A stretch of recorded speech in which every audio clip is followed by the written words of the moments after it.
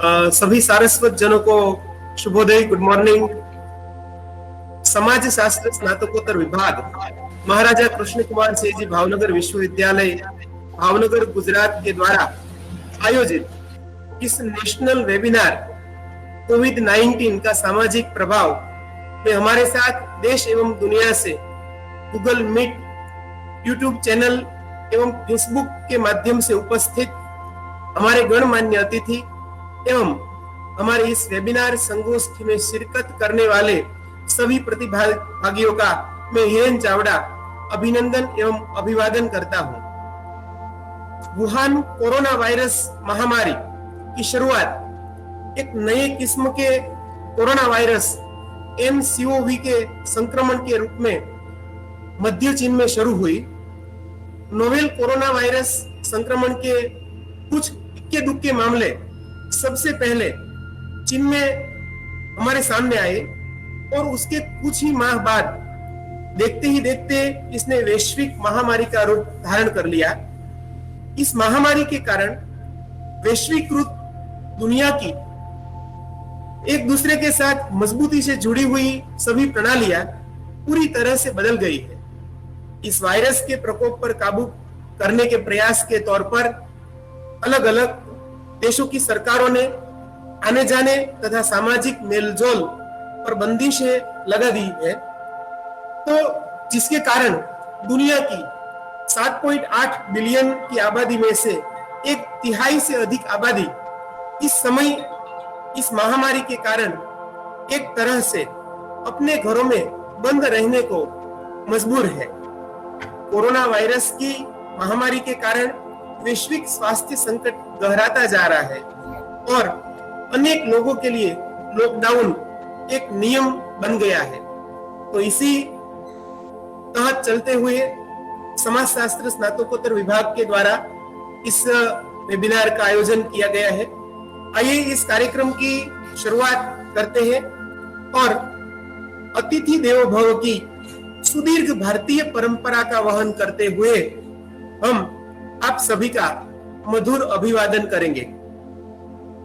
इस वेबिनार के अपने सभी प्रवक्ताओं एवं सभी प्रतिभागियों का शाब्दिक अभिवादन एवं हमारे सभी प्रतिभागियों को आज के सभी मान्यवर प्रवक्ताओं का शाब्दिक परिचय हेतु मैं निमंत्रित करता हूं। इस वेबिनार के समन्वयक एवं संरक्षक समाजशास्त्र स्नातकोत्तर विभाग के अध्यक्ष प्रोफेसर HL चावड़ा साहब को मैं अपने प्रतिभागियों को बताना चाहूंगा कि पिछले 20 साल से भावनगर क्षेत्र में समाज शास्त्र विषय में विकास हेतु नेतृत्व कर रहे हैं। पर्यावरण में उनका अपना फील्ड है, पछात जातियों के सोशियोलॉजी में उनका अपना प्रदान है और मैं प्रोफेसर डॉक्टर HL चावड़ा साहब को आपका आवकार स्वागत करने के लिए निमंत्रित करता हूं। महाराजा कृष्ण कुमार सिंह जी भावनगर विश्वविद्यालय भावनगर गुजरात समाजशास्त्र अनुस्नातक भवन द्वारा संपन्न आज के national webinar social impact of कोविड-19 में आप सभी का हार्दिक स्वागत करता हूं। आज के वेबिनार के अध्यक्ष महोदय professor doctor Mahipat Singh ji Chavda, vice chancellor MK Bhavnagar विश्वविद्यालय भावनगर का मैं हार्दिक स्वागत करता हूं। हमारी विश्वविद्यालय में जब से वाइस चांसलर के रूप में नियुक्त हुए तब से हमें सदैव मार्ग प्रशस्त करके हमें लगातार प्रोत्साहन देते रहे। आज का ये वेबिनार साहब का मार्गदर्शन से संपन्न हो रहा है। मैं साहब का हार्दिक स्वागत करता हूं। हमारे विश्वविद्यालय के कुलसचिव डॉक्टर कौशिक भट्ट का मैं हार्दिक स्वागत करता हूं। वेबिनार के प्रमुख वक्ताओं में प्रोफेसर BK नागला साहब, प्रोफेसर एवं अध्यक्ष समाजशास्त्र विभाग MD विश्वविद्यालय रोहतक में अपनी सेवाएं प्रदान की थी। भारतीय समाजशास्त्र, समाजशास्त्री चिंतन, महिलाएं, सैनिटेशन एवं आपका अच्छा योगदान समाजशास्त्र में रहा है। आपका मैं हार्दिक स्वागत करता हूँ। आज के दूसरा प्रमुख वक्ता के रूप में प्रोफेसर दिवाकर सिंह जी राजपूत, आचार्य एवं अध्यक्ष डिपार्टमेंट ऑफ सोशल वर्क एवं सोशियोलॉजी, डॉक्टर HS गौर विश्वविद्यालय सागर मध्य प्रदेश का मैं हार्दिक स्वागत करता हूँ। सर, आपका criminology, correctional administration, social research, social welfare and social work में आपका विशेष योगदान रहा है। आपका मैं तहे दिल से हार्दिक स्वागत करता हूँ। सर, आज के प्रमुख वक्ताओं के रूप में प्रोफेसर मनुभाई मकवाणा, पूर्व आचार्य एवं अध्यक्ष समाजशास्त्र विभाग गुजरात विश्वविद्यालय गुजरात से सेवानिवृत्त होकर गुजरात एवं भारत के दलितों के अध्येता के रूप में कार्यरत है। मैं आपका तहे दिल से हार्दिक स्वागत करता हूँ। और आज के चौथे प्रमुख वक्ता के रूप में प्रोफेसर गौरांग जानी, निवृत्त समाजशास्त्र विभाग, गुजरात विश्वविद्यालय अहमदाबाद गुजरात का मैं हार्दिक स्वागत करता हूँ। गौरांग जानी के लिए मैं कहूंगा कि एक जीवंत समाजशास्त्री है।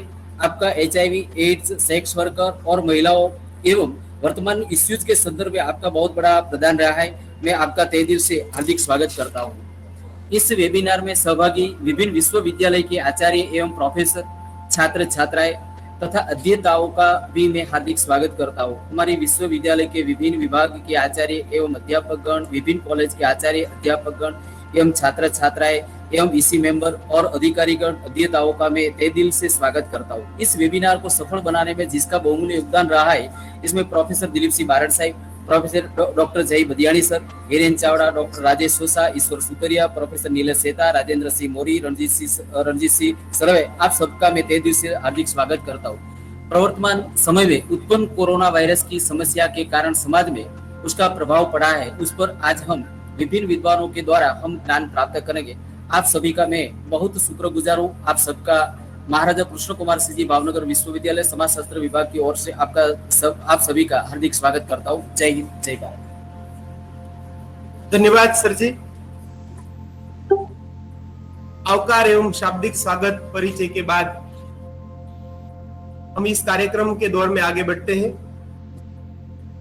इस वेबिनार कार्यक्रम के उपक्रम में हम बीज वक्तव्य की दिशा में आगे बढ़ते हैं।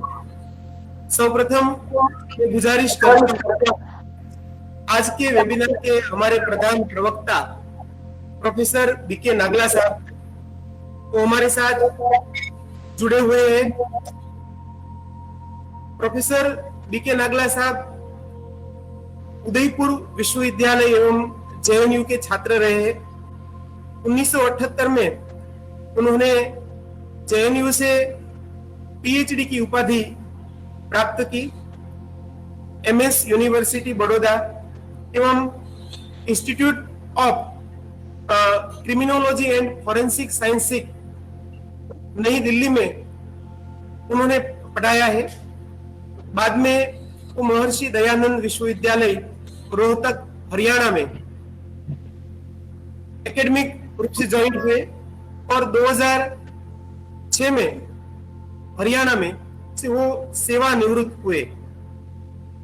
सेवानिवृत्त होने के बाद आप समाज सेवा में प्रवृत्त रहे हैं। MD यूनिवर्सिटी रोहतक से सेवानिवृत्ति के बाद उन्होंने कोटा ओपन यूनिवर्सिटी में परामर्शदाता के रूप में काम किया। बाबू जगजीवन राम चेयर पर प्रोफेसर के रूप में बनारस विश्वविद्यालय में शामिल हो गए। UGC, ICSSR, राज्य एवं केंद्र सरकार द्वारा प्रायोजित बड़ी संख्या में परियोजनाएं उनके द्वारा पूर्ण की गई है। आप प्रतिष्ठित सामाजिक विश्लेषक हैं। उनके काम में राजनीतिक समाजशास्त्र, पेशे का समाजशास्त्र, विचलन और अपराध की समाजशास्त्र, वंचित लोगों पर आपका अध्ययन बहुत बड़ा है। प्रोफेसर नागला साहब ने राष्ट्रीय और अंतर्राष्ट्रीय पत्रिकाओं में लगभग 10 किताबें और 50 शोध पत्र प्रकाशित किए हैं। मैं बताना चाहूंगा, इंडियन सोसाइटी ऑफ क्रिमिनोलॉजी की परिषद द्वारा Indian sociological society of criminology के विकास के लिए ISC फेलो अवार्ड से वो सम्मानित किए गए हैं। आपको राजस्थान समाजशास्त्र परिषद के द्वारा लाइफ टाइम अचीवमेंट अवार्ड भी प्राप्त हुआ है। वर्तमान में वो भारतीय समाजशास्त्र के हिंदी जर्नल के संपादक भी रहे हैं। उन्होंने व्यक्तिगत एवं अकादमिक असाइनमेंट के लिए United kingdom, France, Germany, Netherland, Hong Kong, Malaysia, Spain, Singapore, Canada, USA आदि कई देशों में आपकी यात्रा बनी रही है। आप आज हमारे साथ, हमारे सभी प्रतिभागियों के साथ अपना बीज वक्तव्य हेतु उपस्थित हो रहे हैं। मैं आप सभी की ओर से प्रोफेसर बीके नागला साहब का स्वागत करता हूं। वेलकम सर जी, आप अपना वक्तव्य शुरू कर सकते हैं। थैंक यू चावड़ा साहब, आपने मौका दिया सबके सामने। पहले गुड मॉर्निंग टू एवरीबॉडी। और मैं इंग्लिश हिंदी कोशिश करता हूँ, हिंदी में भी आपने कोशिश की तो मैं भी करूँगा। और ये हम लोग आज की तारीख में we are living amidst what is potentially one of the greatest threats in our lifetime to global virus in COVID-19।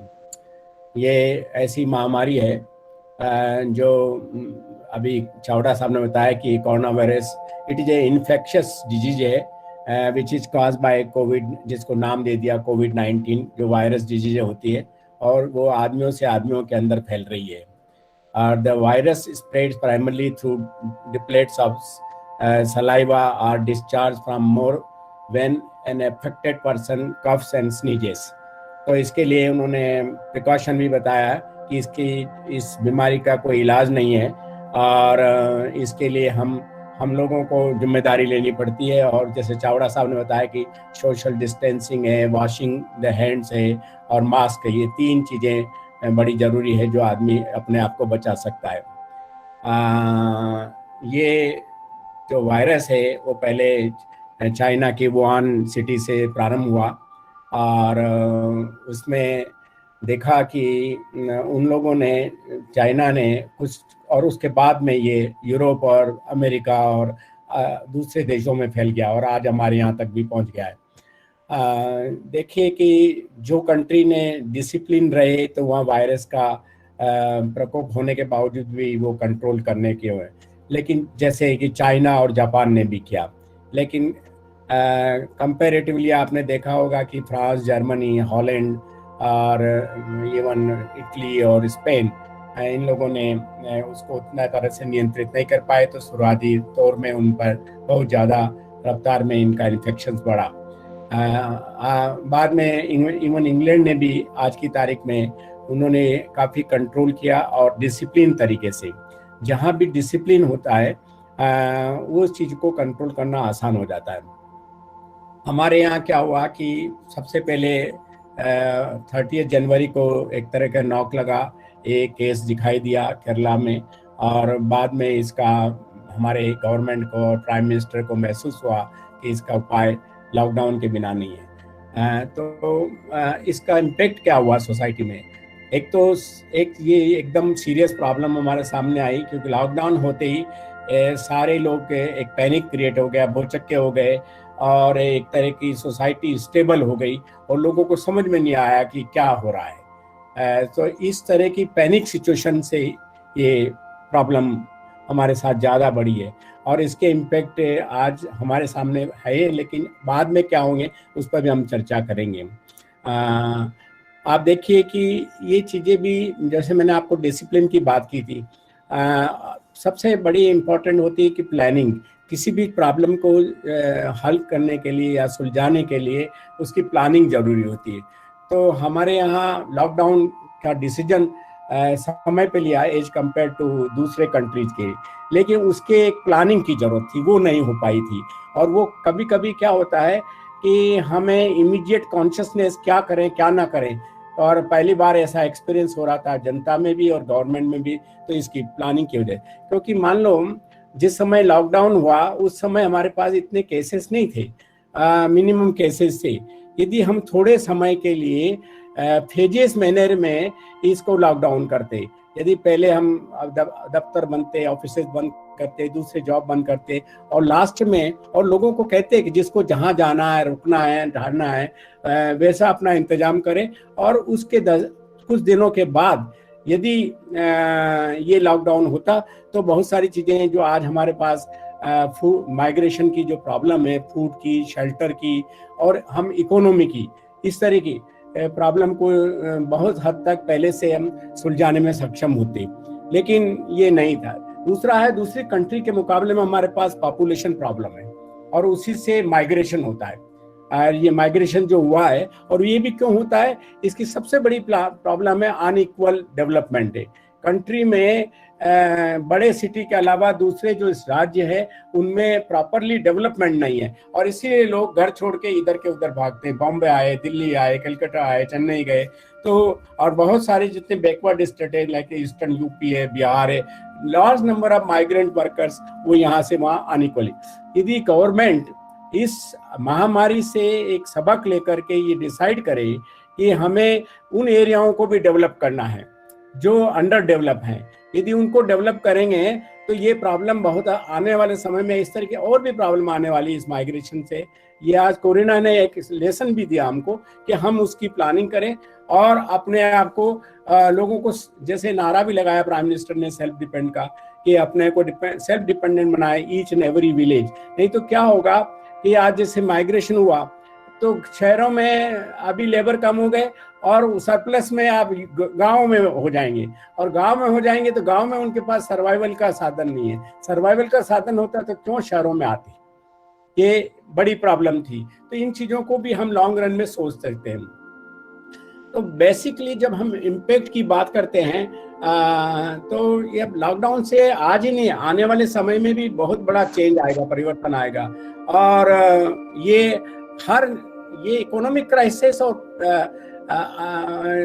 Physical और हेल्थ सर्विसेज का क्राइसिस ही नहीं है, but it has a great impact on social society के different institutions के लिए भी, वो चाहे मैरिज की हो, चाहे फैमिली हो, चाहे किनशिप हो, वेरियस टाइप ऑफ इंस्टीट्यूशन को भी इसका बहुत बड़ा असर दिखाई देगा आने वाले समय में।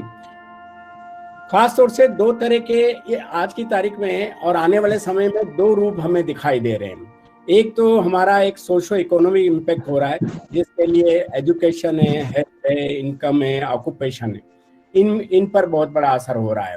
एजुकेशन में भी आप देखें, हम लोग यूनिवर्सिटीज बंद हैं और ये चावड़ा साहब ने जैसे वेबिनार किया, कई लोग वेबिनार गूगल और जूम और इन चीज़ों से लोग जुड़ रहे हैं। लेकिन हमारे कंट्री में जिस तरह से आप देखें कि मजदूर, प्रवासी मजदूर है, सड़कों पर सारा समय आदमी दिखाई दे रहा है। उसके अलावा भी जो दूसरा सेक्शन है मिडिल क्लास का, क्योंकि ये जो महामारी है, ये महामारी केवल एक ही क्लास को नहीं, सभी क्लास को प्रभावित कर रही है, चाहे वो मिडिल हो, चाहे अपर हो, चाहे लोअर हो।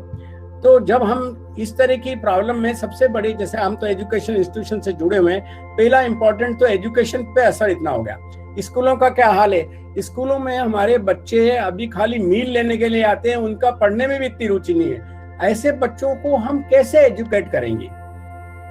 ये बहुत बड़ी प्रॉब्लम होती है। और उस प्रॉब्लम से क्या है कि उन बच्चों पर, क्योंकि आपका इवन कुछ सुविधा से हम जूम से इनसे कभी प्रयोग भी करें, लेकिन बच्चों से इंटरेक्ट नहीं कर पाते, उनका बैकग्राउंड से इंटरेक्ट नहीं कर पाते, तो उनकी समस्याओं को दूर करना हमारे लिए बहुत बड़ी प्रॉब्लम होती है। ये स्कूल लेवल पे प्रॉब्लम, फिर उसी लेवल पर कुछ समय तक बहुत सारी प्रॉब्लम हायर लेवल पे भी दिखाई देती है। तो इसके लिए एक अभी सर्वे भी हुआ, यूनिसेफ ने सर्वे किया है थाईलैंड का, और उन्होंने इसकी कई तरह की आउटकम भी बताए कैसे कैसे।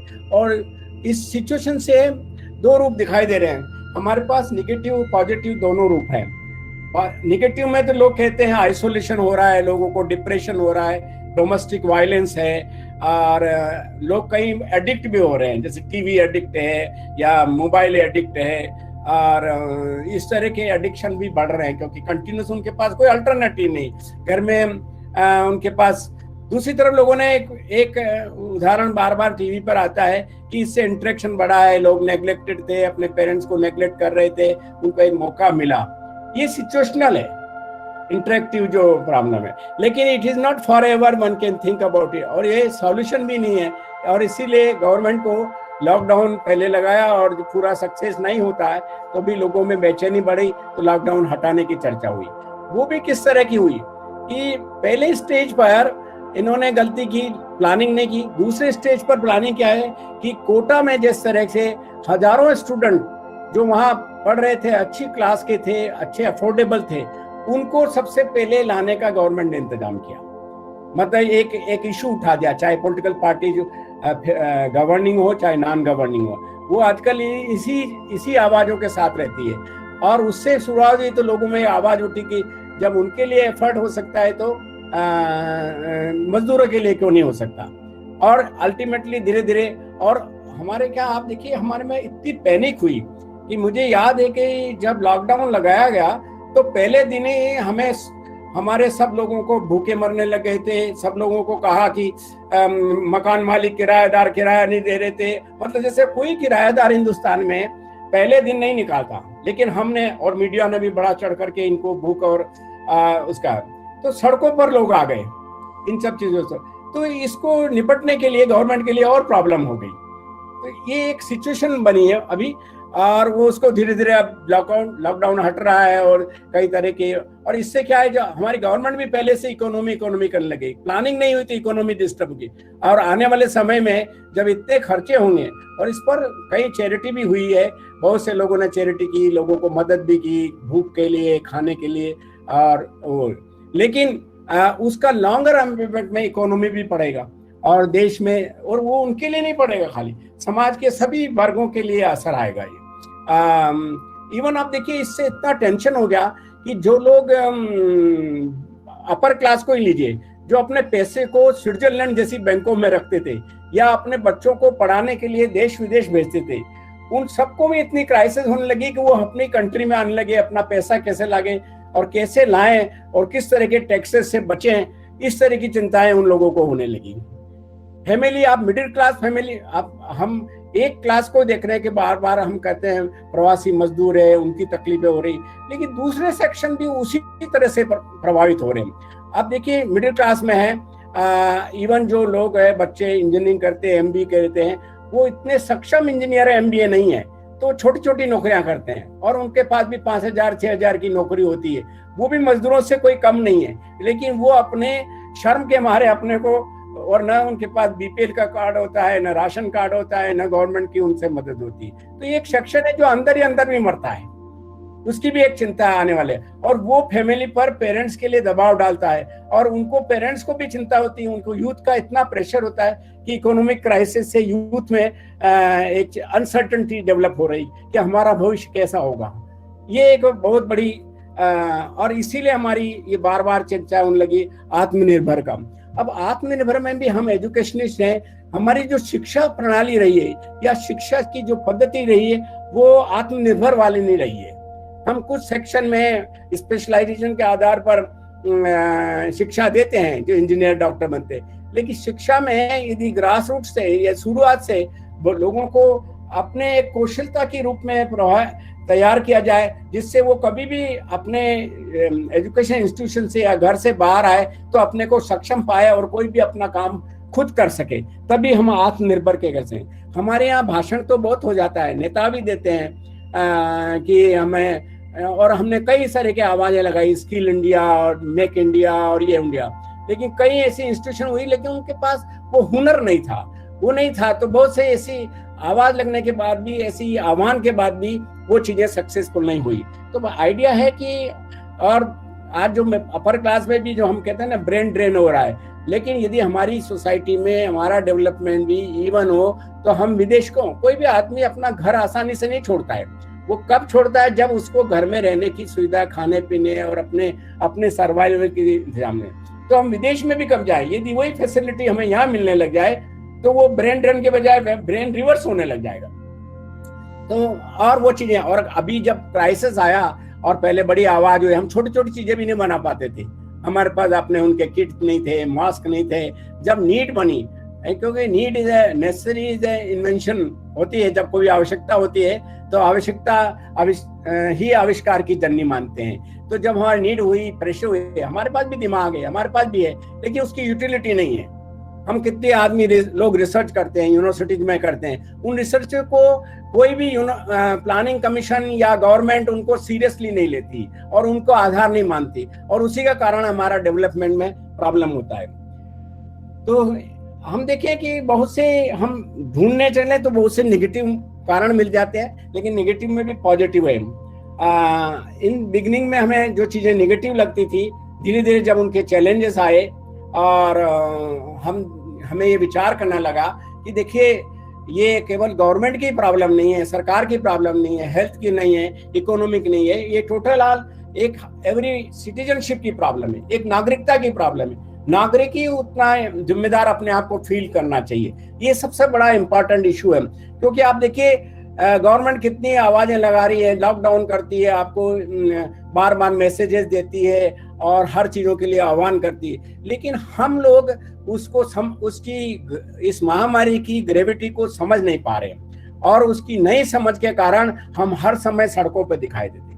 आपके नेक्स्ट डोर पर चीजें मिलती है, मतलब दूध है, सब्जी है और राशन की चीजें मिलती है, अवेलेबल है, लेकिन हम 2 पैसे सस्ते के लिए कई बार हम मंडी की तरफ दौड़ते हैं, मतलब सड़कों पर दौड़ने के लिए लगे रहते हैं। जितना देखो आदमी हर समय जरूरत है नहीं है कुछ देखने के लिए है, और इस सिचुएशन में भी बहुत सा रिस्पॉन्सिबल मैन नहीं है। तो आप देखिए आज भी लोग लूटपाट करते हैं, लोगों को किसी का मोबाइल छीनते हैं, चेन छीनते हैं, बर्गलरी करते हैं, दुकानें तोड़ते हैं, बंद दुकानों को देख के तोड़ते हैं, रेप हो रहे हैं, वायलेंस कर रहे हैं। मतलब एक ऐसा क्योंकि हमारा जो एक समाज का जो सोशलाइजेशन है, क्योंकि family in the crisis, family में हमारी जो सोशलाइजेशन होती है उस सोशलाइजेशन में आज पेरेंट्स को टाइम नहीं है, उनका प्रॉपर सोशलाइजेशन नहीं होने की वजह से इस तरह के एलिमेंट्स का डेवलपमेंट भी हमारी सोसाइटी में दिखाई देता है।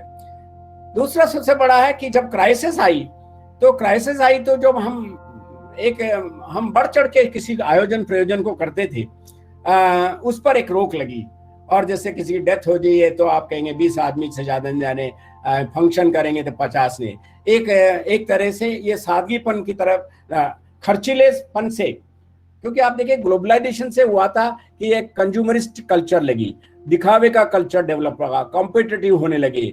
लेकिन इस कोरोना के कोविड-19 के एक्सपीरियंस से हमें एक लेसन लेना चाहिए कि हमें जीवन को एक सादगीपूर्ण बनाना पड़ता है, सिंपल लाइफ बना चाहिए। गांधी ने सबसे पहले आत्मनिर्भर के लिए अपने को सिंपल वे में बनाया और अपने लोकल लेवल की चीजों को उन्होंने खादी का चरखा चलाने का प्रयोग भी एक्सपेरिमेंट किया, एक सिंबॉलिक था। लेकिन कहने का मतलब है कि हम खुद और दूसरा जब तक हम अपनी नीड को मिनिमाइज नहीं करेंगे, और इसको यदि आपके पास बहुत पैसा है तो किसी उचित कार्य में लगाओ, और वो एक सोचने की बात है। जैसे आदमी के पास बहुत पैसा है तो गरीब के लिए कोई स्कूल में आपने लगा दिया। अभी मैंने देखा था किसी ने डावरी के लिए गरीबों के लिए मकान बना के दिए, ऐसे भी कुछ सेशन आए।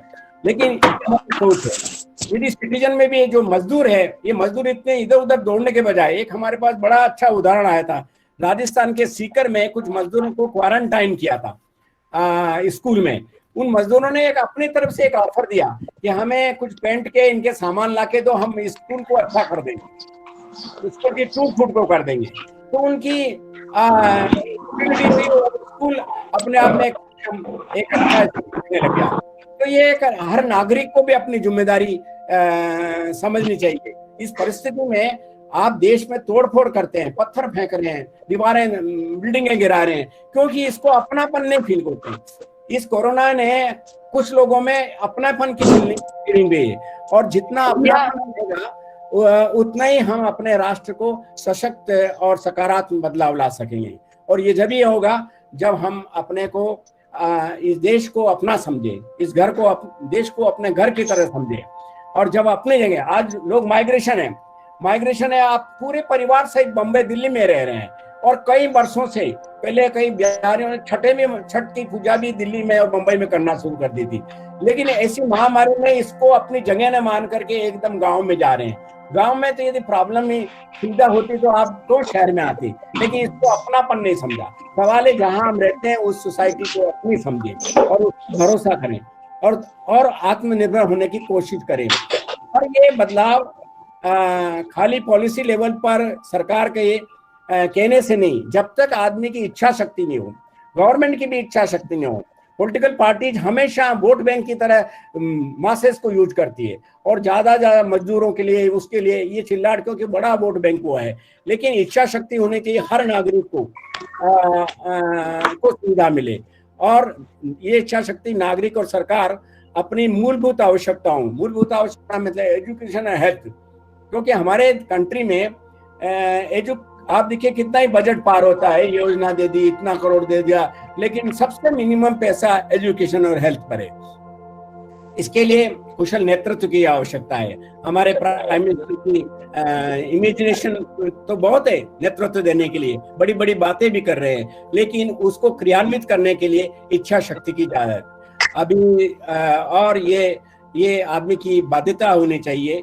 और हम इस समय को देखिए, हमने कहा ना कि कुछ चीजों को हमें अपनी आवश्यकताओं को मिनिमाइज करना चाहिए, नहीं करेंगे तो हमारी समस्याएं वैसे बढ़ती है। आने वाले हम इकोनॉमी की बात करते हैं, तो ये आपके पास अभी सिचुएशनल या एक्सीडेंटल ना मान करके इसको जीवन की सार्थकता के रूप में लें कि आने वाले समय में, अभी तो हमने मुसीबत में या बाध्यता की वजह से ब्याह और डेथ पर खर्चे बंद किए हैं, लेकिन ये खर्चे सुविधा के लिए नहीं होने चाहिए। इसकी मानसिकता हमारी बदलनी चाहिए, तो समाज में परिवर्तन आ जाएगा।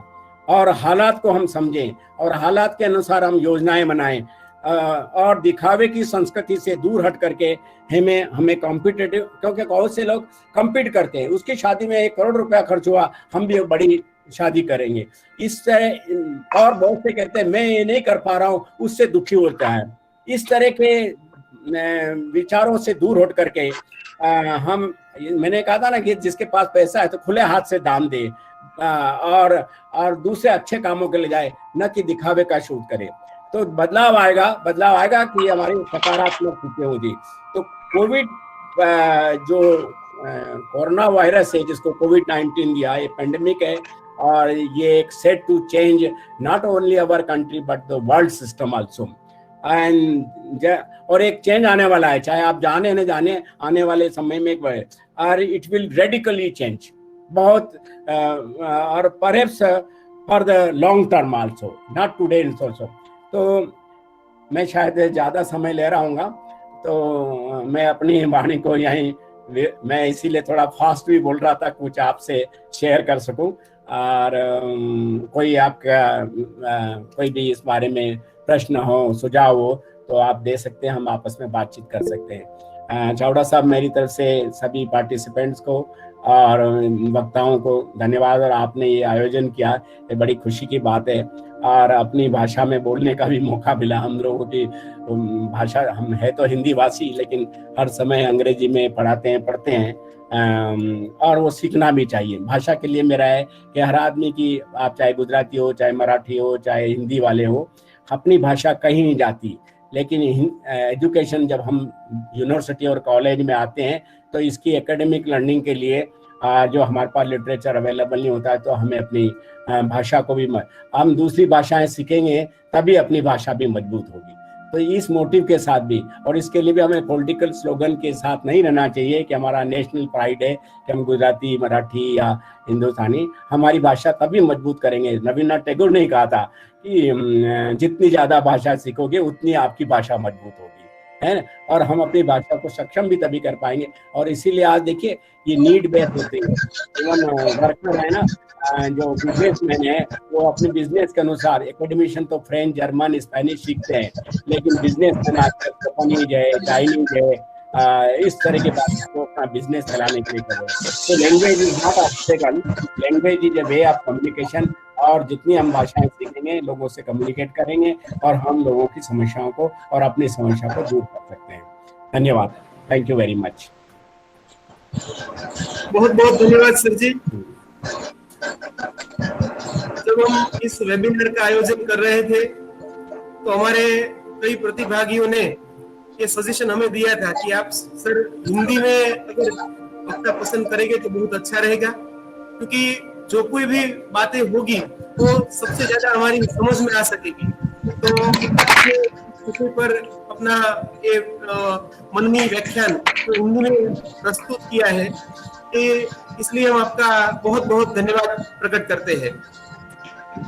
अब हमारे आपको बोलते हुए देख करके मैंने विचार किया कि मैं भी यहाँ पे कोशिश करता हूँ। कई अंग्रेजी के शब्द आ गए होंगे, आगे फिर भी मैंने सोचा कि अपनी भाषा में इंटरेक्ट करें तो ज्यादा लोगों तक पहुँच सके। तो जी सर, बहुत बहुत धन्यवाद सर जी।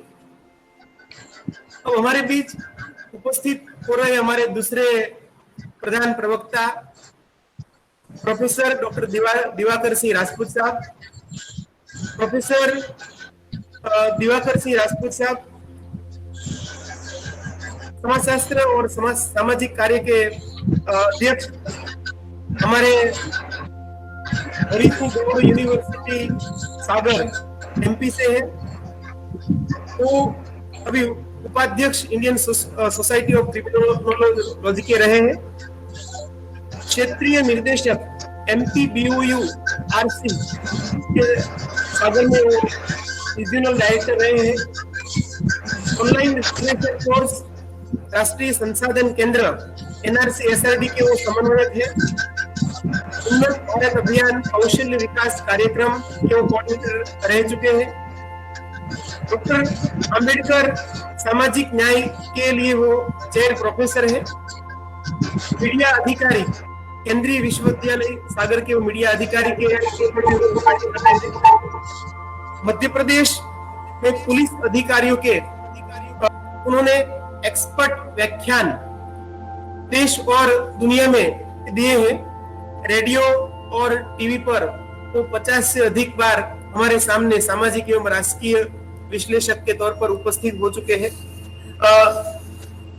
32 साल का उनका टीचिंग एक्सपीरियंस है और उनके पास 14 से ज्यादा PhD के छात्रों ने अपनी उपाधि हासिल की है। मैं ज्यादा वक्त ना लेते हुए प्रोफेसर दिवाकर सिंह राजपूत साहब को गुजारिश करना चाहूंगा कि वो अपना बीज रूप वक्तव्य प्रस्तुत करने के लिए उपस्थित हो। माननीय दिवाकर सर।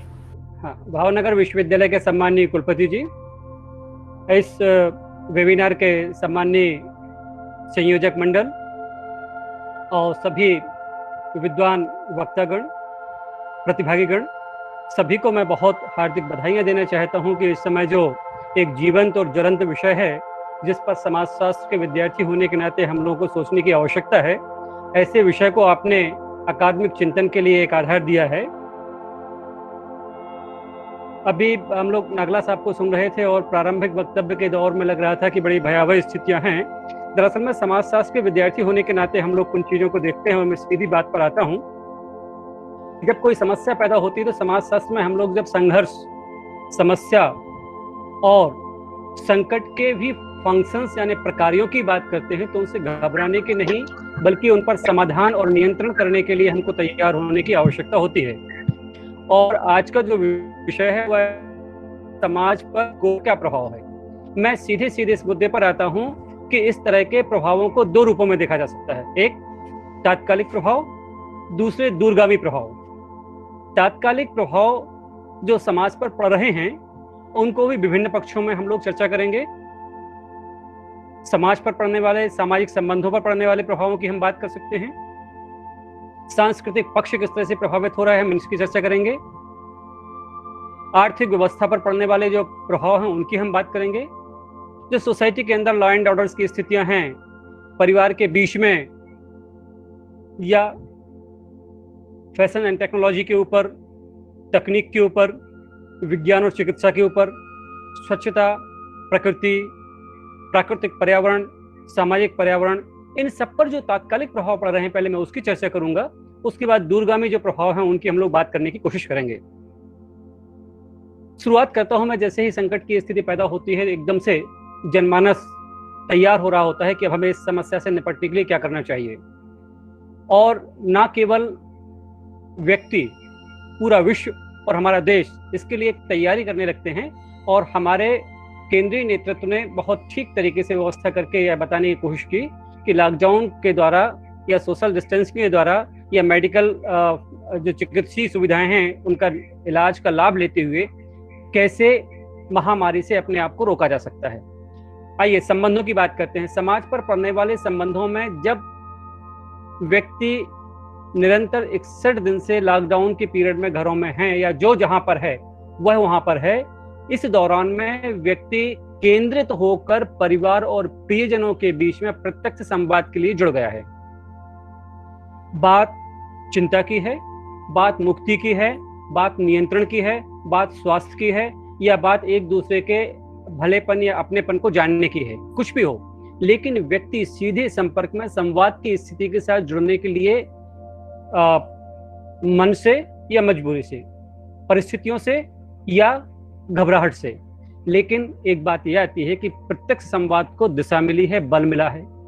दूसरी बात, मानव स्वभाव जो प्राकृतिक या स्वाभाविक दिशा में होता है कि जब कभी संकट की घड़ी आती है तो घर की ओर देखता है, वो जड़ों की ओर देखता है, वो अपनों की ओर देखता है।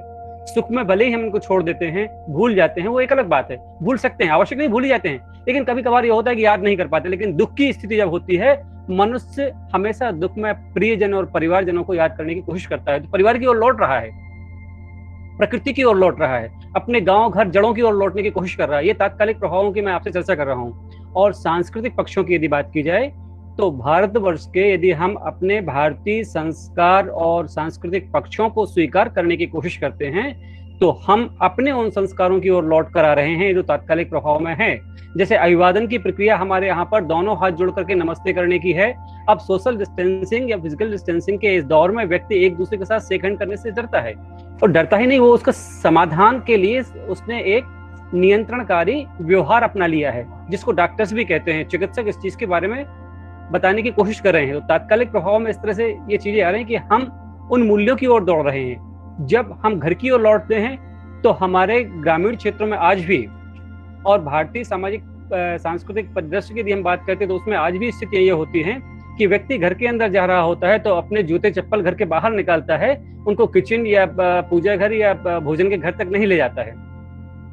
आज सारे डॉक्टर्स भी इस बात को कहने की कोशिश करते हैं कि जब आप बाहर से आते हैं तो अपने वस्त्रों को बदलिए, आप जूते या चप्पल को बदलने की कोशिश कीजिए। 3 दिन पहले मैं 2 डॉक्टर्स के साथ में वेव मीटिंग में था रोटरी क्लब के साथ, तब वहां पर ये उन्होंने डॉक्टर कुकरेजा साहब थे, उन्होंने यही बताने का प्रयास किया कि यदि जूते मोजे पहनने वाला व्यक्ति सैंडल या चप्पल पहन के आता है तो उसमें संक्रमण के खतरा बहुत कम होता है। कारण बात ये नहीं कि जूते पहनना है या नहीं पहनना, बात ये नहीं कि चप्पल पहनना है नहीं पहनना, लेकिन बात ये है कि छोटी छोटी चीजों को जो हम ध्यान में अपने सांस्कृतिक मूल्यों में दिया करते थे। इसके बाद आगे और हम जाते हैं फैशन एंड टेक्नोलॉजी के मामले में। हम अपने भोजन, हम अपने वस्त्र, इनमें परिवर्तन करने की कोशिश कर रहे हैं, जो शाकाहार की ओर लौटने की बात हो रही है, जिससे इम्यून पावर बढ़ रहा है। और आयुष विभाग भी इस तरह से कहता है कि कुछ हर्बल काढ़े के बारे में बताने की कोशिश की गई है कि उससे यदि व्यक्ति अपनी इम्यूनिटी को बढ़ाता है, रोग प्रतिरोधन क्षमता को बढ़ाने की कोशिश कर रहा है, तो वह कोरोना या अन्य किसी भी वायरस के साथ में अपने आप को बचा सकता है। ये तात्कालिक प्रभाव पड़ रहे हैं कि हम कम से कम अपने स्वास्थ्य के प्रति पहले की अपेक्षा ज्यादा सजग हो रहे हैं, ज्यादा समझदारी के साथ काम कर रहे हैं, और जागरूकता आम व्यक्तियों में बढ़ रही है। जब पहला लॉकडाउन आया तो लोगों के मन के में शुरुआती दौर में प्रथम सप्ताह और द्वितीय सप्ताह में एक भय था, वह भय तनाव में ही बदला, और वो जो भय और तनाव बदला, धीरे धीरे व्यक्तियों ने जब उसके साथ में एडजस्ट करने की कोशिश की और सोचने और समझने की बातें की आखिर ये सब क्यों हो रहा है, जब व्यक्ति ने उसके बारे में अपनी जागरूकता को पाने की कोशिश की, तब लगा कि नहीं, हमारे पास में प्रिकॉशंस आवश्यक हैं, नियंत्रणकारी जो हमारे कदम हैं उन कदमों को उठाया जाना अत्यंत आवश्यक है। और इसीलिए प्रत्येक व्यक्ति इस मामले में जागरूक होने लगा है कि स्वास्थ्य के लिए इस्तेमाल किए जाने वाले जो कारक हैं, स्वास्थ्य के लिए उठाए जाने वाले जो कदम हैं, स्वास्थ्य के लिए हमें किन बातों पर ध्यान देना चाहिए, इसके लिए जो दिशा निर्देश दिए जा रहे हैं, उनके अनुपालन करने के लिए व्यक्ति तात्कालिक रूप से अपने आप को तैयार कर रहा है और ये जानने का प्रयास कर रहा है कि हम केवल भौतिकवादी जिंदगी में जो लगातार दौड़ देते थे, बहुत सा हिस्सा नहीं था जो स्वास्थ्य के बारे में जानकारी रखता था। मैं यही केवल एक प्रश्न बात पूछने की कोशिश करता हूँ अपने आप से कि कितने लोग हैं जो प्रति वर्ष या प्रति 2 वर्ष या प्रति 5 वर्ष में अपने शरीर का डॉक्टर्स के साथ पूरा आकलन कराने की कोशिश करते थे। भारतवर्ष की अवस्था में यदि इस चीज को देखेंगे तो फिंगर टिप्स पर हम लोग उनको गिन सकते हैं, लेकिन आज हर व्यक्ति इस मामले में जागरूक हो रहा है कि हमें अपने स्वास्थ्य के बारे में पता करना है। लॉकडाउन के दूसरे फेज में जब हम आते हैं तो व्यक्ति में जो इस तरह की जागरूकता हुई, उसके साथ ही साथ बहुत परिवर्तन देखने को मिला। वह परिवर्तन ये है कि पुलिस और जेल, पुलिस विभाग का वह स्वरूप देखने को मिला कि यह लॉ एंड ऑर्डर्स को मेंटेन करने के साथ साथ लोगों को भोजन, लोगों को चिकित्सीय सुविधाएं, लोगों को आकस्मिक सुविधाएं दिलाने के लिए जो सहयोगात्मक स्वरूप था, उनका जो सेवा का स्वरूप था, लॉ एंड ऑर्डर्स में उनकी ड्यूटी के रूप जो है वो अपने स्थान पर है, लेकिन उस ड्यूटी के साथ साथ उन्होंने मानव सेवा के लिए अपनी जो भूमिकाओं का निर्वाह किया है वह टेलीविजन और न्यूज़पेपर पर निरंतर देखने को मिल रही है। जेल विभाग की हम बात करते हैं, तात्कालिक प्रभाव। जेल विभाग में मध्य प्रदेश के मामले में या मैंने जितने अभी आइडियाज और रिसर्चेस देखे हैं या जिन चीजों की जानकारियां हासिल करने की कोशिश की गई है, लगभग हर केंद्रीय कारागार में लोगों ने कपड़े के साथ मास्क बना करके लोगों में डिस्ट्रीब्यूट करने के लिए अपनी सेवाएं दी। तो ये सेवा का जो भाव पैदा हुआ लोगों में, इसके साथ ही साथ पब्लिक और एनजीओज दौड़ के आए कि हमको सहयोग करना है। पूरा परिवार, हमारी जो भारतीय संस्कृति है जिसमें हम वसुधैव कुटुंबकम की बात करते हैं, तो उन्होंने न केवल अपने परिवार को वरन पूरे विश्व को परिवार मान करके हम एक दूसरे के सहयोग के लिए तत्पर होने लगे। एक तनाव जरूर है हमारे पास, एक कष्ट जरूर है हमारे पास कि हम कोरोना से लड़ रहे हैं, लेकिन उन्होंने इस कष्ट को अपना कष्ट न मान करके संयुक्त रूप से सबको परिवार का हिस्सा मान के उस कष्ट से निपटने के लिए जो एक दूसरे के साथ सामंजस्य और सहयोग करने की कोशिश की है, वह बहुत ही ज्यादा विचारणीय और अनुकरणीय तथ्य है। तो मैंने सबसे पहले शुरुआती दौर में अपने वक्तव्य को यहाँ से प्रारंभ किया था कि संकट के भी प्रकार होते हैं, फंक्शंस होते हैं, उनकी भी पॉजिटिव एक दिशा हो सकती है यदि हम उसको जानने, सोचने और समझने की कोशिश करते हैं।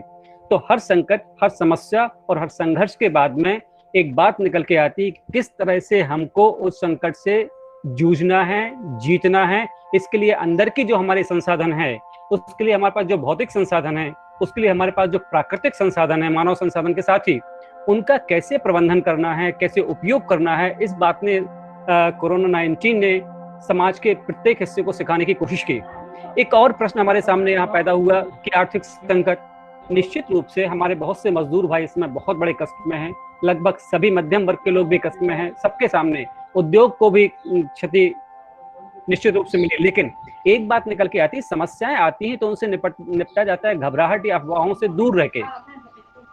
तो एक जो फाइनेंशियली मैनेजमेंट का सिस्टम है, उसके लिए फिर से हमको सोचना पड़ रहा है, और जो भारत के जनमानस के जीवन शैली में है कि हम लोग जब अर्थोपार्जन करते हैं तो बचत की प्रवृत्ति भी हमारे पास बचपन से ही इनफॉर्मल वे में होती है। गुल्लक की मैं आपसे बात करता हूं, हर बच्चे को उसके बर्थडे पर या किसी समय विशेष पर गुल्लक जब उसको मिलती है तो बड़ा खुश होता है और थोड़े थोड़े से कॉइन्स ला करके डाल के उसमें बचत करने लगता है। और ऐसे संकट के दौरान में वही जो बचत होती है वो कहीं ना कहीं व्यक्ति के लिए लाभकारी होती है। तो तात्कालिक और दूरगामी प्रभावों में ये चीज भी आएगी कि व्यक्ति एक बार फिर बचत के बारे में अपने आप को ठीक तरीके से सोचने की कोशिश करेगा। तो आर्थिक संकट से कैसे निपटा जाएगा, इसके लिए मानव संसाधन प्रबंधन के साथ ही साथ वह अर्थ प्रबंधन के लिए भी अपने आप को पुनः तैयार करेगा। ये एक विचारधारा, एक मानसिकता, और ये मॉब के रूप, ये पूरे सामूहिक रूप से तैयार होने वाली चीजें हैं, जहां पर स्व सहायता समूहों ने भी बहुत से इस तरह के काम किए हैं और समाज को ठीक ठीक तरीके से सहयोग करने का प्रयास किया है। तकनीकी प्रभावों की हम बात करते हैं, लगभग इस समय प्रत्येक व्यक्ति प्रतिदिन सोशल मीडिया पर, टेलीविजन पर, न्यूज़पेपर या ई न्यूज़पेपर पर, और यहाँ तक कि वेब्स के जो वेबसाइट्स हैं, सोशल ऐप्स हैं, इनके माध्यम से जानकारी हासिल करना, संवाद देखना और लोगों के साथ जुड़ जाना। जैसे कि अभी हम वेबिनार आयोजित कर रहे हैं और इस वेबिनार में सभी लोग हिस्सा लिए हुए हैं। तो तकनीकी के प्रयोग को लोगों ने तेजी से ज्ञानार्जन के लिए और एक दूसरे के साथ में संपर्क करने के लिए इस्तेमाल करना चालू कर दिया है। तकनीकी का इस्तेमाल बहुत बड़ा तबका पहले भी करता था, लेकिन उस तबके को हम शिक्षा और प्रशिक्षण के लिए किस तरह से इस्तेमाल कर पा रहे थे, उसकी संख्या बहुत कम थी। लेकिन तात्कालिक रूप से एकदम से वह संख्या बढ़ी है, तेजी से बढ़ी है, और छोटे छोटे बच्चों से लेकर के वो बुजुर्ग व्यक्ति जिन्होंने तकनीकों को इस तरह से कभी इस्तेमाल में नहीं देखा था, आज भी वह मेडिकल टिप्स से लेकर के, काउंसलिंग से लेकर के अन्य चीजों में तकनीक का प्रयोग कर रहे हैं। सीधा सा मतलब ये है कि कहीं ना कहीं शिक्षा और तकनीक के क्षेत्र में भी हमने उन आयामों को खोजा है जो इस तरह की समस्याओं से निपटाने के लिए, निराकरण के लिए, नियंत्रण के लिए मानव और मानव समाज के लिए सहयोगी हो सकती हैं। कुछ और चीजें हम लोग देखते हैं जब मानसिक तनाव की बात आती है, मानसिक तनाव को कैसे कम किया जाना चाहिए। तो परिवार, प्रियजन और ये प्रत्यक्ष संवाद, ये एक तरह से काउंसलिंग का काम भी कर रहे हैं। हम अपनी समस्याओं को, अपनी बातों को जब तक किसी के साथ में शेयर नहीं कर लेते हैं, तब तक कहीं ना कहीं तनावग्रसित रहते हैं या अपने आप में विचलनकारी व्यवहार कहीं तो नहीं हो रहा है, इसके मामले में क्वेश्चन मार्क पैदा हो जाता है। लेकिन अब हम छोटी छोटी बातों को जो कभी किसी से डिस्कस नहीं किया करते थे, ये मैं उन रिसर्चेस की बात कर रहा हूँ जो पिछले 40 दिनों के अंदर में हमने विभिन्न क्षेत्रों में लेकर के बातों से लोगों के साथ में डाटा कलेक्शन करके और डिस्कशंस करने के बाद में पाया हुआ है। तो वो छोटी छोटी बातों को भी एक दूसरे के साथ में शेयर करना यानी बहुत ज्यादा फ्रेंडली होने लगा है। जहां मशीन के साथ फ्रेंडली व्यक्ति हो रहा था, वहां पर वह मानव के साथ में फ्रेंडली होने की एक बार फिर से कोशिश कर रहा है। वैश्वीकरण के इस दौर में एक भयावह स्थिति यह भी पैदा हो रही थी कि हम मनुष्य से मशीन बनने की प्रक्रिया में आ चुके थे। इस पूरे संकट ने एक बहुत बड़ा जो ड्रास्टिक चेंज तात्कालिक रूप से दिया है कि हम मशीनों से पुनः एक बार मनुष्य बनने की ओर लौटने लगे हैं। इस संघर्ष का, इस समस्या का, इस वैश्विक महामारी का यह एक बहुत पॉजिटिव सिंबल जो मुझे देखने को मिल रहा है समाजशास्त्र का विद्यार्थी होने के नाते, जिसे मैं सोच पा रहा हूं। यह भी एक चीज देखने को मिलती है, लेकिन कहीं कुछ कष्ट की स्थितियां में पैदा हुई हैं। लोगों में भय पैदा हुआ है, लोगों की बातों में अफवाहों का रूप लिया है, और ये जो भय और अफवाह की स्थिति आई है, इसके कारण से व्यक्ति कुछ ज्यादा वैमनस्यता पालने लगा है। लोगों में जो आपस में प्रेम सहयोग की भावना पैदा हुई वो अपने स्थान पर है, लेकिन अब हर व्यक्ति एक दूसरे को शंका की दृष्टि से देखता है। हर व्यक्ति एक दूसरे से दूर रहने की कोशिश करता है कि कहीं कोरोना वायरस इस व्यक्ति से हमको मिलेगा या नहीं मिलेगा। तो बात ये नहीं कि हमको अपनी सुरक्षा करनी है, सुरक्षा करना बहुत आवश्यक है, लेकिन सुरक्षा स्वास्थ्य के मापदंडों के आधार पर होना चाहिए, ना कि वैमनस्यता के मापदंडों के आधार पर, ना कि भय के मापदंडों के आधार पर, और ना ही द्वेष या अफवाह के आधार पर। तो जो दूसरा पक्ष देखने को मिल रहा है वो कहीं ना कहीं लोगों में वैमनस्यता, तनाव, संघर्ष, ये भी चीजें देखने को मिल रही हैं, और व्यक्ति के अंदर विश्वास की मात्रा कम हो रही है। वो विश्वास की मात्रा फिर से बढ़नी चाहिए, आत्मविश्वास भी पैदा करना चाहिए, लोगों में विश्वास भी पैदा होना चाहिए, सहजता को खत्म करना चाहिए, सहजता को लाना चाहिए, असहजता को खत्म करना चाहिए। जब ये बातें हम तात्कालिक रूप से देख रहे होते हैं, तो कहीं ना कहीं एक बार फिर से हमको सोचना होगा कि जो तात्कालिक प्रभाव पड़ रहे हैं, जैसे कि कल एक वेबिनार में था, वहां पर मैडम हेमेक्सा राव जी ने बड़ी अच्छी चीजों को प्रस्तुत किया था कि इस दौरान व्यक्ति ड्रग एडिक्शन की ओर दौड़ रहा है, डोमेस्टिक वायलेंस की ओर दौड़ रहा है। यानी कहीं ना कहीं लोगों में मतलब ये शंकाएं और इस तरह की जो संकट हैं वो भी पैदा हो रहे हैं। पर्सनल डिसऑर्गेनाइजेशन कंडीशंस पैदा हो रही हैं, जिनको मैं देख पा रहा हूँ विभिन्न स्टडीज के माध्यम से। ये पर्सनल डिसऑर्गेनाइजेशन में व्यक्ति के तनाव से लेकर के, व्यक्ति के अंदर विचलन से लेकर के, उसके अंदर में एग्रेसिवनेस से लेकर के, उसके अंदर फ्रस्ट्रेशन से लेकर के बहुत सारी बातें आ रही हैं। लेकिन इसके लिए भी तात्कालिक रूप से परिवार या प्रियजन या जिनके संपर्क में वह व्यक्ति, वो जहां पर भी है, वहां पर वह तात्कालिक रूप से समाधान करने की कोशिश कर रहा है। मैंने बहुत छोटी छोटी बातें बताई हैं जो तात्कालिक रूप से पड़ने वाले प्रभाव हैं। अब दूरगामी प्रभावों की हम लोग बात करते हैं, दूरगामी प्रभावों में क्या आएगा।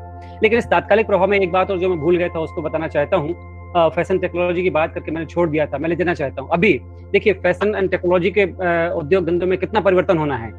भले ही हम सोशल मीडिया किन्हीं घटनाओं की बात करते हैं, वहां उन चीजों को देखते हैं नहीं, लेकिन आज जब व्यक्ति ड्रेसेस की बात करता है, फेस मास्क आपका हिस्सा बन जाएगा। हमेशा फेस मास्क को हमेशा इस्तेमाल करना पड़ेगा। हम सैनिटाइजर के मामले में हमेशा अवेयर रहेंगे, तो स्वास्थ्य के प्रति सतर्क तो हैं ही, लेकिन अब फेस मास्क भी आपकी ड्रेस के साथ मैच करेगा, चाहे मेल हो या फीमेल हो, बच्चे हो या यंग या टीनेजर्स हो। इनके अंदर एक कॉन्शियसनेस होगी, एक मास्क प्रतिदिन उसको बदलना है, क्योंकि उसकी ड्रेस हर दिन बदली जानी है। इस पर जो बिजनेस में लगने वाले लोग हैं उनको इन चीजों के बारे में ध्यान देने की आवश्यकता पड़ेगी। इसके अलावा जब कभी भी व्यक्ति घर से बाहर निकलने की कोशिश करेगा और बाहर से घर के अंदर आने की कोशिश करेगा, तब उसको अपने भोजन, घर के बनाए हुए भोजन के बारे में सोचना होगा। तो एक बार पुनः जो जीवन शैली है, उस जीवन शैली में तत्काल रूप से प्रभाव तो आया है, लेकिन ये लंबे अरसे तक चलने वाला है। वैश्वीकरण के दौर में कितने लंबे अरसे तक जाएगा ये अलग बात है, लेकिन कुछ अरसा तो ले जाएगा, क्योंकि अब होटल्स में, रेस्टोरेंट्स में, पैक्ड फूड में व्यक्ति कितना विश्वास करेगा कितना नहीं करेगा, अभी से लोगों ने सोचना चालू कर दिया है। इनके साथ ही साथ हम लोग रिसर्चर्स के रूप में काम करते हैं, हमारी जो रिसर्च टेक्नोलॉजी है उसमें परिवर्तन आएगा। मैं एक चीज बड़े विनम्रता के साथ आपसे बात करना चाहता हूं, मैंने कुछ अन्य व्याख्यानों में भी इस बात की बात की है कि अब जो सोशल रिसर्च में इंटरव्यू के माध्यम से या क्वेश्चनर के माध्यम से शोध किया करते थे, उसमें इंटरव्यूइंग की प्रोसेस में बहुत बड़ा परिवर्तन हमको स्वीकार करना होगा। जब हम साक्षात्कार के लिए व्यक्ति के साथ में प्रत्यक्ष संपर्क की बात करते थे, अब प्रत्यक्ष संपर्क, प्रत्यक्ष संवाद को प्राथमिकता के साथ लेकर के आएगा, यानी हम जो प्रत्यक्ष संवाद कर रहे हैं वो वेब से हो सकता है, वो ऑडियो से हो सकता है, वो सोशल ऐप किसी भी माध्यम से हो सकता है। कदापि आवश्यक नहीं है कि हम स्वयं उसके पास उपस्थित हों तब उससे डाटा कलेक्शन करने की कोशिश करेंगे। बड़ी महत्वपूर्ण चीज आती है। तो हमको शिक्षा में भी इस तरह के नवीन आयाम लेना चाहिए। और मैं एक और बात स्पष्ट करना चाहता हूँ कि समाजशास्त्र का विद्यार्थी होने के नाते समाज के लिए, जो हमारा भविष्य का समाज होगा, उसके लिए जो फ्यूचरिस्टिक प्लान है, जो भविष्यगामी योजनाएं हैं, उस योजनाओं को तैयार करने का सबसे बड़ा मादा हमारे पास है, सबसे बड़ी चुनौती हमारे पास है। और वह भी तात्कालिक प्रभाव है कि हमको उस पर अभी से काम कर देना चालू करना चाहिए। और हमारे बड़े जो समाजशास्त्री मित्र हैं, इस पर उन्होंने कार्य करना चालू भी कर दिया है। तो निश्चित रूप से ये तात्कालिक प्रभाव है, लेकिन दूरगामी प्रभावों में एक बात यह भी आएगी कि मजदूर तबका, कार्य में संलग्न रहने वाले व्यक्ति संभवतः अब बहुत दूर जाकर के काम करने के बारे में कोशिश करेंगे, नहीं करेंगे। अभी फिलहाल उनके मन में भय है। वह केवल उतनी दूर तक जाकर के काम कर सकते हैं जो अप्रोचेबल हो, जहां पर से उनको घर की ओर लौटना पड़े तो आसानी से जल्दी से लौट सकें।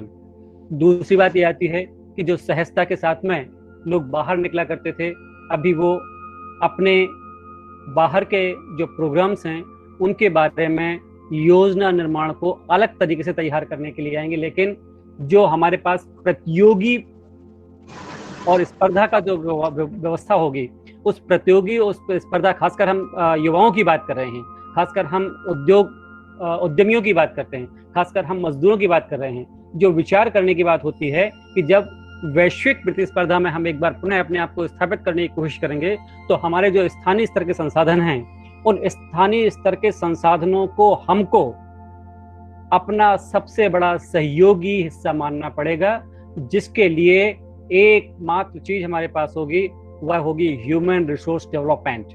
हमारे अंदर जो स्किल्स हैं, हमारे अंदर जो व्यक्तित्व के अंदर छुपी हुई सद्गुण हैं, जो कलाएं हैं, उस कौशल को हमको उन्नयन करना होगा। और संभवतः इसलिए माननीय प्रधानमंत्री जी ने आत्मनिर्भरता की ओर लौटने की जो बात की, आत्मनिर्भर बनाने की बात की है, वो गांव की आत्मनिर्भरता की बात हो सकती है, देश की आत्मनिर्भरता की बात हो सकती है, व्यक्ति के आत्मनिर्भर होने की बातें हो सकती हैं।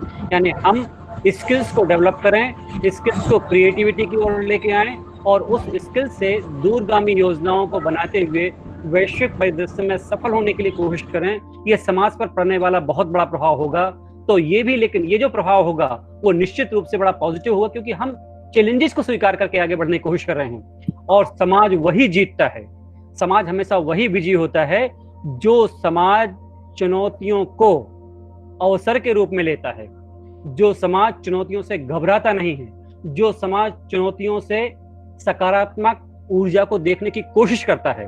और निश्चित रूप से समाजशास्त्र विश्व के सबसे अहम विषयों में से एक इसलिए है क्योंकि यह समस्याओं के निदान की बात करता है, यह समस्याओं की तह में जाता है और यह भविष्य के समाज के निर्माण की बात करता है। समय पर्याप्त हो रहा है, 20 मिनट का मुझे समय दिया गया था। बहुत सारे ऐसे बिंदु हैं जिन पर हम लोग चर्चा कर सकते थे, लेकिन पूरे ऑर्गेनाइजिंग कमेटी को और विश्वविद्यालय परिवार को मैं आपसे एक बार पुनः बहुत बहुत साधुवाद देना चाहता हूं कि एक बहुत ही बढ़िया प्लेटफॉर्म अकादमिक चिंतन के लिए आपने दिया हुआ है। सभी प्रतिभागियों को मैं बहुत साधुवाद और बधाइयाँ देना चाहता हूँ कि आपने बहुत तल्लीनता के साथ मुझको सुनने का, समझने की कोशिश या प्रयास किया हुआ है।